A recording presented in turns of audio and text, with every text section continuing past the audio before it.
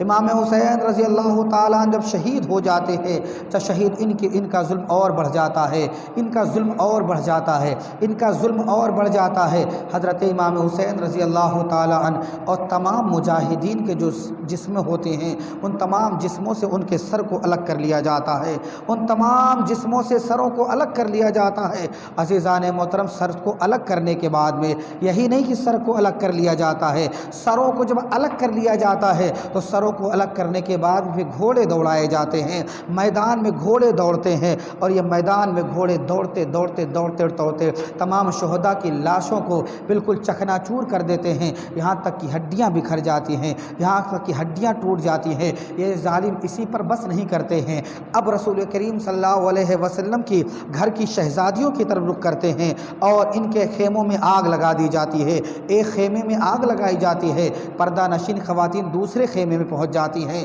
دوسرے خیمے میں آگ لگائی جاتی ہے، پردہ نشین تیسرے خیمے میں پہنچ جاتی ہے، یہاں تک کہ سارے خیمے جلا دیے جاتے ہیں۔ اب سر پہ کچھ نہیں ہے، سر پہ صرف کھلا ہوا آسمان ہے، سر پہ کچھ نہیں ہے۔ برادران ملت اسلامیہ، اسی پر بس نہیں کیا گیا ہے، ظلم کا اور بڑھتا ہے، ظلم کی آگ اور بڑھتی ہے۔ پردہ نشین خواتین کے سروں سے دوپٹے بھی اتارے جا رہے ہیں، پردہ نشین خواتین کے سروں سے دوپٹے بھی اتارے جا رہے ہیں۔ عزیزان محترم، ایک راوی ہے جس کا نام قروہ بن قیس ہے، قروہ بن قیس کہتا ہے کہ میں چونکہ مدینے سے آ رہا تھا اور اپنے جگہ گھر جا رہا تھا، میں نے کیا دیکھا، راستے میں جنگ ہو رہی ہے تو میں چپ چاپ کھڑا ہو کر کے دیکھنے لگا۔ مجھے نہیں معلوم ہے کہ یہ جنگ کرنے والے کون ہے، مجھے نہیں معلوم ہے کہ یہ مظلوم کون ہے، ظالم کون ہے اور مظلوم کون ہے، کون جیت رہا ہے اور کون ہار رہا ہے، مجھے یہ کچھ نہیں معلوم تھا، بس خالی جنگ ہو رہی تھی، میں دیکھنے کے لیے کھڑا ہو گیا، میں دیکھنے کے لیے کھڑا ہو گیا۔ اب قروہ بن قیس کہتا ہے میں نے کیا دیکھا ہے کہ ایک خیمے میں آگ لگا دی گئی ہے، اس خیمے میں آگ جب لگ جاتی ہے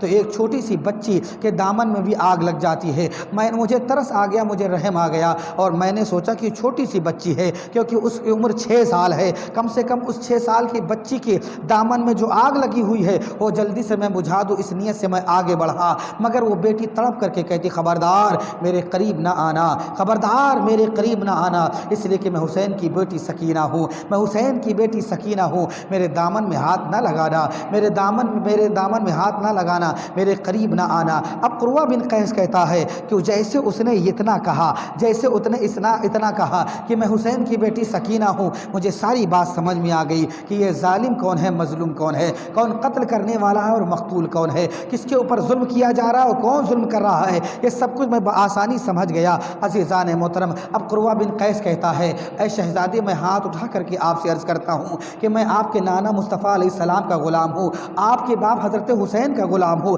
اور ان کی غلامی کی وجہ سے میں آپ کا بھی نوکر اور آپ کا غلام ہوں، جلدی سے اجازت دیجیے تاکہ آپ کے دامن کی آگ بجھا سکوں، ورنہ آپ کے دامن میں کی آگ کہیں آپ کے جسم تک پہنچ گئی تو نقصان پہنچا سکتی ہے۔ برادران ملت اسلامیہ، پتہ کیا چلا، ظالموں نے چھوٹے چھوٹے بچوں کو بھی نہیں بخشا تھا، چھوٹے چھوٹے بچوں کو بھی نہیں چھوڑا تھا۔ عزیزان محترم، مگر قربان جاؤ اللہ تعالیٰ کے پیارے بندوں، اللہ تعالیٰ کے پیارے بندوں، اور ان بندوں سے جو چیزیں نسبت رکھتی ہیں، جو چیزیں نسبت رکھتی ہیں، ان کا بھی تعلق آپ دیکھیے۔ حضرت امام حسین جس گھوڑے پر سوار تھے، یہ گھوڑا کوئی عام سوار نہ تھا، یہ گھوڑا کوئی عام گھوڑا نہ تھا، یہ رسول کریم صلی اللہ تعالیٰ علیہ وسلم کا گھوڑا تھا، اور رسول کریم صلی اللہ علیہ وسلم کے واسطے سے حضرت امام حسین کو ملا تھا۔ اب حضرت امام حسین گھوڑے پر سواری فرمایا کرتے تھے، مگر جب حضرت امام حسین کی شہادت ہو گئی، امام حسین میدان کربلا میں شہید ہو گئے، تو برادران ملت اسلامیہ، امام حسین میدان کربلا میں شہید ہونے کے بعد میں اب وہ گھوڑا اپنی پیٹھ کو ننگی محسوس کر رہا ہے، اپنے پیٹھ کے بغیر سواری محسوس کر رہا ہے، اور سوار نہ ہونے کی تکلیف محسوس کر رہا ہے۔ امام حسین کی شہادت کے غم میں، امام حسین کی شہادت کی فکر میں، امام حسین کی شہادت کے افسوس میں وہ گھوڑا ادھر سے ادھر چکر لگا رہا ہے، کبھی ادھر دوڑتے ہوئے جا رہا ہے، کبھی ادھر دوڑتے جا رہا ہے، اسی بے قراری میں ادھر ادھر گھوم رہا ہے۔ اچانک اس گھوڑے کو کیا خیال آیا، اللہ عالم بالصواب، مگر اتنا وہ کرتا ہے کہ جہاں لاشیں شہداء کی ہیں وہاں دوڑتا ہوا آتا ہے، بہت سی لاشیں بکھری ہوئی پڑی ہوئی ہیں، سارے لاشوں کو سونگھنا شروع کر دیتا ہے، سارے لاشوں کو سونگتے حضرت امام حسین کی لاش تک پہنچتا ہے۔ گویا کہ گھوڑا سمجھ رہا ہے کہ امام حسین کی لاش کون سی ہے، گویا کہ گھوڑا بھی سمجھ رہا ہے کہ امام حسین کی لاش کی خوشبو کیسی ہے، اس لیے کہ سروں پہ، اس لیے کہ جسموں میں سر نہیں ہے، کالے جسم پڑا ہوا ہے۔ برادران ملت اسلامیہ، صرف جسم کو دیکھ کر کے سمجھ رہا نا کہ یہ کس کا جسم ہے، یہ آسان نہیں ہے، یہ بڑا مشکل کام ہوا کرتا ہے، مگر بہرحال گھوڑا خوشبو سے پہچان گیا کہ امام حسین کا جسم ہے، امام حسین کا جسم ہے۔ اب امام حسین کے جسم کے اقدس کے پاس آتا ہے اور وہ چومنے لگتا ہے جسم پاک کو، اور جو خون پڑا ہوا ہے اس خون کو اپنی پیشانی میں لگاتا ہے، خون سے اپنے پیشانی کو رنگتا ہے۔ اتنے میں برادران ملت اسلامیہ یزیدوں کی طرف سے اعلان ہوا کہ اے لوگوں، حسین کا گھوڑا آیا ہوا ہے، اس حسین کے گھوڑے کو بھی جانے نہ دینا،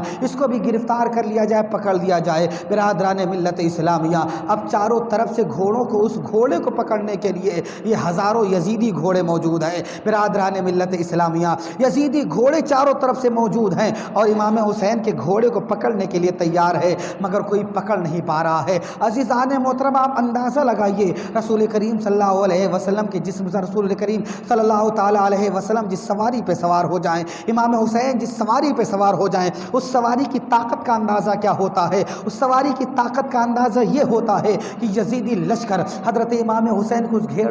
اس گھوڑے کو گرفتار کرنے کے لیے کھڑا ہے، مگر جس طریقے سے تنہا ہی امام حسین میدان کربلا میں 22,000 یزیدوں کے سامنے کھڑے ہوئے ہیں، اسی طریقے سے امام حسین کا گھوڑا بھی یزیدوں کے سامنے اکیلے کھڑا ہوا ہے۔ چاروں طرف سے گھوڑے کو گرفتار کرنے کی اور پکڑنے کی کوششیں کی جا رہی ہیں، مگر اس گھوڑا کسی کے قابو میں نہیں آ رہا ہے۔ یہاں تک کہ روایتوں میں آتا ہے اس گھوڑے نے صرف، نہ وہ گھوڑا تلوار چلا سکتا ہے، نہ وہ گھوڑا تیر چلا سکتا ہے، نہ وہ گھوڑا نیزے برسا سکتا ہے، کچھ بھی نہیں کر سکتا ہے، اس لیے کہ وہ جانور وہ یہ کام نہیں کر سکتا ہے، مگر جو بھی اللہ نے اسے طاقت عطا فرمائی ہے، اپنے منہ کے جبڑے سے چبا چبا کر کے تقریباً 20 یزیدیوں کو فنار کر دیا، تقریباً 20 یزیدیوں کو فنار کر دیا۔ اب ساتھ پکار اٹھا، اے لوگوں، جس طریقے سے حسین تھے اسی طریقے سے حسین کا گھوڑا بھی ہے، اس کو آسان نہ سمجھنا۔ اس لیے اب برادران ملت اسلامیہ، امر سعد کے پکار پر اب سارے فوجی ہٹا لیے جاتے ہیں، سارے فوجی ہٹا لیے جاتے ہیں۔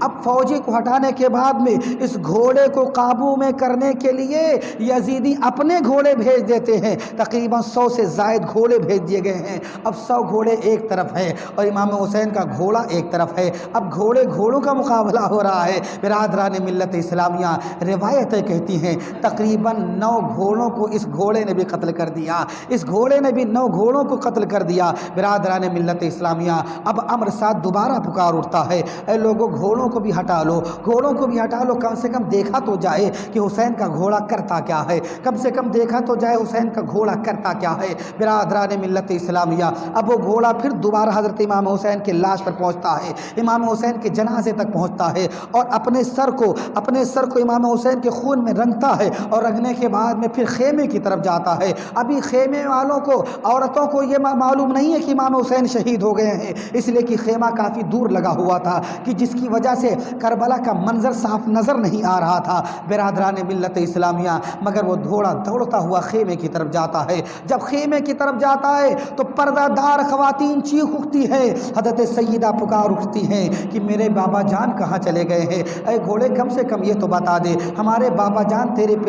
پیٹھ پر ہمیشہ سوار رہتے تھے، مگر آج میرے بابا جان کو کہاں چھوڑ آیا ہے؟ یہ سیدہ سکینہ کی آواز آتی ہے۔ کبھی حضرت شہربانو پکار اٹھتی ہے، اے گھوڑے، یہ تو بتا دے کہ میرا شوہر کہاں رہ گیا ہے؟ اتنے میں حضرت سیدہ زینب پکار اٹھتی ہے، اے گھوڑے، کم سے کم یہ تو بتا دے کہ میرا بھائی کہاں رہ گیا ہے؟ برادران ملت اسلامیہ، مگر وہ گھوڑا ہے کچھ بول نہیں سکتا ہے، وہ گھوڑا ہے کچھ جواب نہیں دے سکتا ہے، مگر گھوڑے نے جواب اس طریقے سے دیا کہ اس کے آنکھوں سے آنسوؤں کی برسات جاری ہو گئی، گھوڑا رونے لگا۔ سیدانوں نے سمجھ لیا کہ امام حسین بھی شہید ہو گئے ہیں، گھر کی خواتین نے سمجھ لیا کہ امام حسین بھی شہید ہو گئے ہیں، گھر کی عورتوں نے سمجھ لیا کہ امام حسین بھی شہید ہو گئے ہیں۔ برادران ملت اسلامیہ، اب گھوڑا اور بے قرار ہو گیا۔ جب سیدانیوں کا سامنا اس نے کیا تو اس کی بے قراری اور بڑھ گئی، اس کی بے چینی اور بڑھ گئی، اس کا غم اور بڑھ گیا، اور اس کا غم اور بڑھ گیا، اس کی تکلیف اور بڑھ گئی، غم حسین میں نڈھال ہو گیا، غم حسین میں نڈھال ہو گیا، یہاں تک کہ امام حسین کی جدائی کی تکلیف کو وہ برداشت نہ کر سکا، نہر فرات میں چھلانگ لگا دیا، اور نہر فرات میں چھلانگ لگانے کے بعد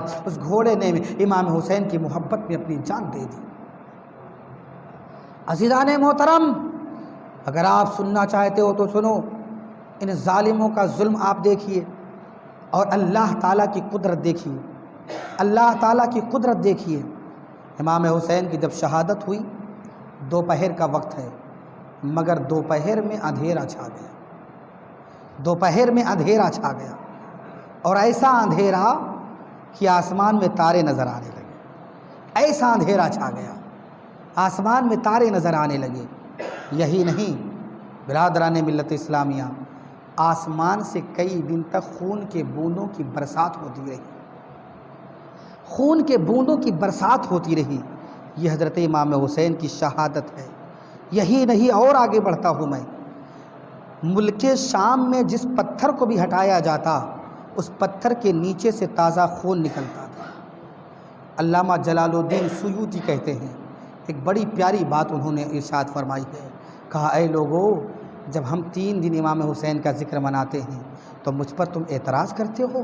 جب ہم 10 دن امام حسین کا ذکر مناتے ہیں تو مجھ پر اعتراض کرتے ہو۔ ہم تو امام حسین کا ذکر صرف محرم میں مناتے ہیں، امام حسین کو صرف محرم میں یاد کرتے ہیں، مگر تم مجھ پر اعتراض کرتے ہو۔ سنو امام حسین کا مقام کیا ہے۔ اللہ تعالیٰ نے قدرت الہیہ نے اس طریقے سے کرم فرمایا کہ 3 دن تک خون کی بارش ہوتی رہی۔ اس کے بعد میں یہ سلسلہ دھیرے دھیرے کم ہونے لگا، دھیرے دھیرے کم ہونے لگا۔ 7 دن تک یہ سلسلہ کم ہوتا رہا، مگر آج بھی برادران ملت اسلامیہ، جلال الدین سیوطی کہتے ہیں، یہ زین العابدین امجدی اپنی طرف سے نہیں بولتا ہے، حضرت جلال الدین سیوطی ارشاد فرماتے ہیں کہ آج بھی جب سورج ڈوبتا ہے تو سورج کی جگہ جس جگہ ڈوبتا ہے وہ جگہ لال ہو جاتا ہے، وہ جگہ لال ہو جاتا ہے۔ یہ غم حسین کی نشانی ہے، امام حسین کی شہادت کی نشانی ہے۔ پتہ کیا چلا کہ ہم تو 3 دن امام حسین کو یاد کرتے ہیں، کوئی 1 مہینہ امام حسین کو یاد کرتا ہے، کوئی 2 مہینے امام حسین کو یاد کرتا ہے، کوئی چند دن امام حسین کو یاد کرتا ہے، مگر اللہ تعالیٰ کی قدرت ایسی ہے کہ روزانہ سورج ڈوبتے وقت امام حسین کی شہادت کو یاد کیا جاتا ہے، امام حسین کی شہادت کی یاد تازہ ہو جاتی ہے۔ برادران ملت اسلامیہ، ایک بات میں اور آپ کے سامنے عرض کر دیتا ہوں، آؤ دیکھو میدان کربلا میں ہوا کیا ہے، میدان کربلا میں کس طریقے سے منظر پیش کیا گیا ہے۔ میدان کربلا کے بعد کے بہت سارے واقعات لوگوں کو سننے کا شوق ہوتا ہے کہ میں نے امام حسین کی فضیلت تو سن لی ہے، امام حسین کا مرتبہ تو سن لیا ہے، امام حسین کی کرامتیں تو سن لی ہے، امام حسین کا گھر تو سن لیا ہے، امام حسین کی شہادت بھی سن لی ہے، علی اصغر کی شہادت بھی سن لی ہے، علی اکبر کی شہادت بھی سن لی ہے، مگر کربلا کے بعد کیا ہوا اس کا ذکر میں نے نہیں سنا ہے۔ تو آؤ میں کربلا کے بعد ہی کی بات سنا رہا ہوں آپ کو۔ کربلا کے بعد کیا ہوتا ہے عزیزان محترم؟ رات کی تاریکی ہے۔ اب یزیدیوں کا لشکر ہے، اور یزیدیوں کا لشکر شراب و کباب میں مشغول ہے، شراب پی کر کے سب مشہور ہیں، اور اور جشن فتح منا رہے ہیں، یعنی جیت کی فتح منا رہے ہیں، جیت کی خوشیاں منا رہے ہیں، شراب پی رہے ہیں۔ تھوڑی دیر کے بعد میں سیدہ زینب کہتی ہیں کہ دھیرے دھیرے یہ آواز کم ہوتی رہی، یہاں تک کہ سارے یزیدی سو گئے، اب سیدہ زینب کہتی ہیں مجھے خیال آیا کہ میرے تمام گھر والوں کی لاشیں ایسی ہی پڑی ہوئی ہے میدان کربلا میں، لہٰذا چل کر کے کم سے کم پہرا تو دے دے، کہیں ایسا نہ ہو کہ کوئی بدذات ایسا بھی مل جائے کہ جو شہیدوں کی لاشوں کو چپکے سے اٹھا لے جائے، ادھر ادھر کچھ ان کے ساتھ بے حرمتی کر دے۔ لہٰذا حضرت سیدہ زینب پہرا دینے لگی۔ حضرت سیدہ زینب جب پہرا دینے لگتی ہے، عزیزان محترم، یہ سیدہ زینب کا پہرا دینا ہوا، 1 گھنٹہ گزرا، 2 گھنٹہ گزرا، سیدہ زینب ادھر جاتی ہے پھر ادھر چلی آتی ہے، پھر ادھر سے ادھر آتی ہے، پھر ادھر سے ادھر چلی آتی ہیں۔ جس طریقے سے پہرا دینے کا ایک طریقہ ہوتا ہے، حضرت سیدہ زینب پہرا دے رہی ہیں، لاشوں کا پہرا دے رہی ہے۔ امام حسین کی لاش اس میں موجود ہے، علی اکبر کی لاش موجود ہے، علی اصغر کی لاش موجود ہے، حضرت عباس کی لاش موجود ہے، حضرت زینب کے 2 چھوٹے چھوٹے بچوں کی لاشیں موجود ہیں، تمام شہیدان کربلا کی لاشیں موجود ہیں۔ برادران ملت اسلامیہ، حضرت زینب رضی اللہ تعالی عنہا ان لاشوں کی حفاظت کر رہی ہیں، لاشوں کو پہرا دے رہی ہیں۔ اتنے میں کیا سنتی ہیں کہ کہیں رونے کی آواز آ رہی ہے، کہیں سسکنے کی آواز آ رہی ہے، دھیرے دھیرے رونے کی آواز آ رہی ہے۔ تاریکی چھائی ہوئی ہے، اندھیرا چھایا ہوا ہے، تاریکی ہر طرف چھائی ہوئی ہے۔ حضرت سیدہ زینب سوچتی ہیں آخر یہ رونے کی آواز کہاں سے آ رہی ہے، آخر یہ سسکنے کی آواز کہاں سے آ رہی ہے۔ تب تک حضرت سیدہ زینب کو خیال آیا کہ چل کر کے کم سے کم دیکھتے تو ہیں کہ کون رو رہا اس میدان میں۔ حضرت سیدہ زینب جدھر سے آواز آ رہی تھی ادھر سے ادھر جاتی ہیں، اور ادھر جب پہنچتی ہیں، اس کے قریب پہنچتی ہیں تو کیا دیکھتی ہیں ایک چھوٹی سی شہزادی جس کا نام سکینہ ہے، جس کی عمر 6 سال ہے، وہ اپنے بابا جان، اپنے والد گرامی حضرت امام حسین کی لاش کو پکڑ کر کے رو رہی ہے، امام حسین کی لاش سے چپٹ کر کے رو رہی ہے، امام حسین کی لاش سے بغل بیر ہو کر کے رو رہی ہے۔ سیدہ زینب نے پکارا، بیٹا کیوں رو رہی ہو؟ حضرت سکینہ نے کہا کہ میرا بابا جان دنیا سے رخصت ہو گئے ہیں، اب میرا سہارا کون ہوگا؟ مجھے بیٹی کہہ کے کون پکارے گا؟ مجھے میرا نام لے کر کے کون پکارے گا؟ اور میری عمر 6 سال ہے، میرے بابا جان دنیا سے رخصت ہو گئے، آخر مجھ سے پیار کون کرے گا؟ اب مجھے دلار کون کرے گا؟ میں کس کو بابا جان کہہ کے پکاروں گی؟ حضرت سیدہ زینب نے دلاسا دلایا، سکینہ صبر سے کام لو، ہم گھر والے صبر کرنے والے ہیں، ہمارا پورا خاندان صبر کا صابروں کا گھرانہ ہے، ہمارا پورا خاندان صابروں کا خاندان ہے، ہمارا پورا گھرانہ صابروں کا گھرانہ ہے۔ اے سیدہ سکینہ صبر کرو، اللہ تعالیٰ اس کی جزا عطا فرمائے گا۔ سیدہ سکینہ کو دھیرے دھیرے صبر ہو جاتا ہے اور وہ تھم جاتی ہیں۔ برادران ملت اسلامیہ، مگر ایک بات سیدہ زینب نے پوچھا، اے بیٹی کم سے کم یہ بتاؤ، یہاں 72 لاشیں تو اپنی پڑی ہوئی ہیں اور ہزاروں لاشیں یزیدیوں کی پڑی ہوئی ہیں، کم سے کم ان لاشوں میں امام حسین کی لاش کو پہچانا کیسے ہے؟ تم نے امام حسین کی لاش کو پہچانا کیسے ہے جبکہ امام حسین کے جسم سے ان کا سر ہے نہیں جدا ہو چکا ہے، یزیدی کاٹ کر کے لے جا چکے ہیں، تو کم سے کم امام حسین کے جسم کو تم نے کیسے پہچانا ہے؟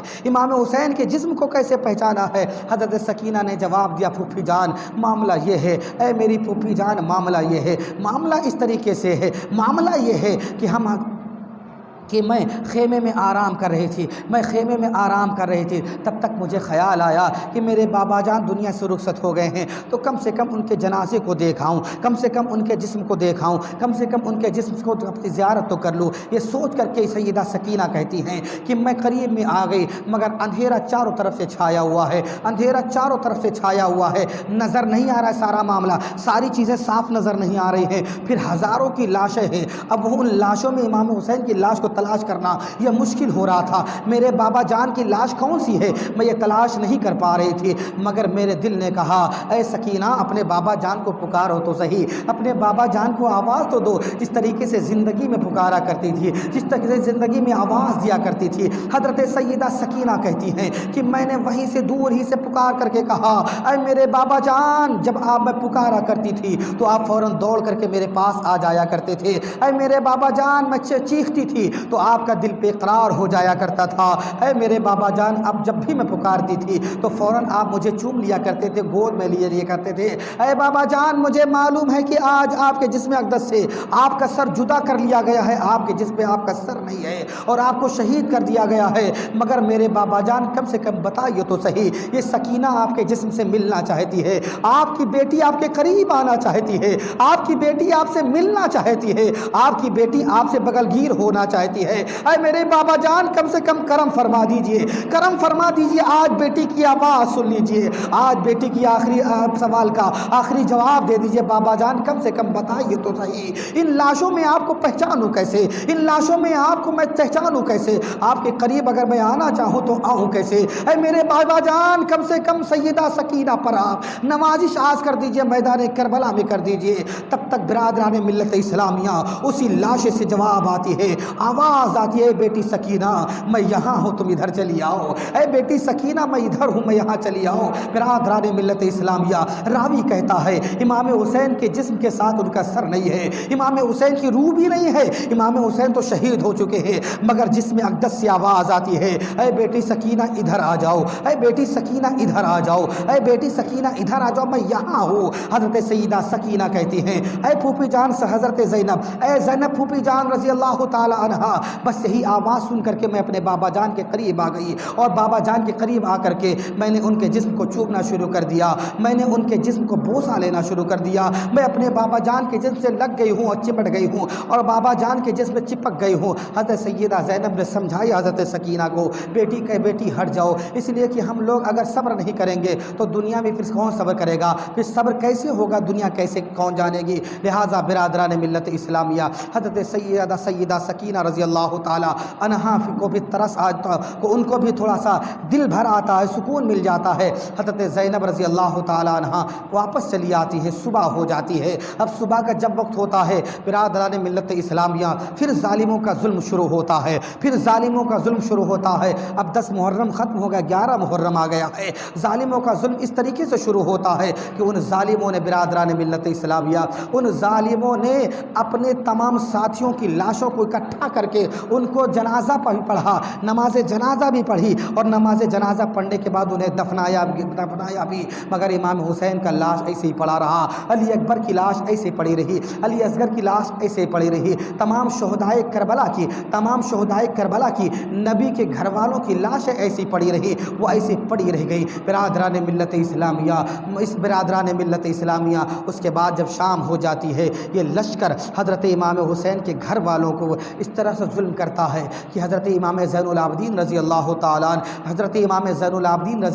تعالیٰ عنہ کو جسم کو رسیوں سے اور زنجیر سے باندھا جاتا ہے، اور باندھ کر کے گھوڑے پر باندھ دیا جاتا ہے، اور گھوڑے پر باندھ کر کے اس پہ سوار کر دیا جاتا ہے۔ عزیزان محترم، یہی نہیں ہے، پردہ دار عورتوں کے سروں سے دوپٹے بھی کھینچے جا رہے ہیں، اور دوپٹے کھینچنے کے بعد میں ان کے ہاتھوں کو پیچھے باندھا جا رہا ہے، اور پیچھے باندھنے کے بعد میں اب ان کو گھوڑوں پر سوار کیا جا رہا ہے۔ آپ اندازہ لگائیے کہ جن کی شان میں پردے کی آیتیں نازل ہوئی تھی، جس گھر کی شان میں پردے کی آیتیں نازل ہوتی، جس گھر میں پردے کا اہتمام ایسا تھا، جس گھر میں پردے کا اہتمام ایسا رہا کہ پوری دنیا اس پردے کی مثال دیا کرتی ہے، آج اسی خاتونوں کو بے پردہ کیا جا رہا ہے، انہی خواتین کو بے پردہ کیا جا رہا ہے، انہی گھر والوں کو بے پردہ کیا جا رہا ہے، انہی رسول اللہ کے گھر والوں کی خواتین کو بے پردہ کیا جا رہا ہے۔ یہی نہیں برادران ملت اسلامیہ، آپ نے ظلم کبھی ایسا نہ دیکھا ہوگا، آپ نے کبھی ظالم کا ظلم یہاں تک نہیں دیکھا ہوگا۔ صدام حسین کو پھانسی دے دی گئی ہے، بہت سارے لوگوں کو پھانسی دی جاتی ہے،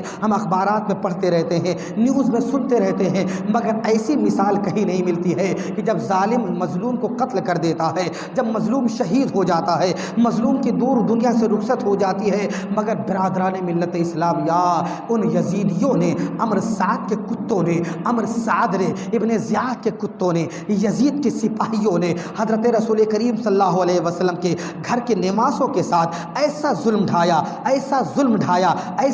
ڈھایا کہ مثال دنیا پیش کرنے سے قاصر ہے۔ اور وہ اس طریقے سے بھی آپ جان سکتے ہو برادران ملت اسلامیہ کہ تمام شہداء کے جسموں سے کپڑے بھی اتار لیے گئے، تمام شہداء کے جسموں سے کپڑے بھی اتار لیے گئے۔ یہ ظلم کون کرتا ہے؟ یہ ظلم تو آج کے زمانے میں بھی کوئی نہیں کرتا ہے، یہ ظلم تو آج کے زمانے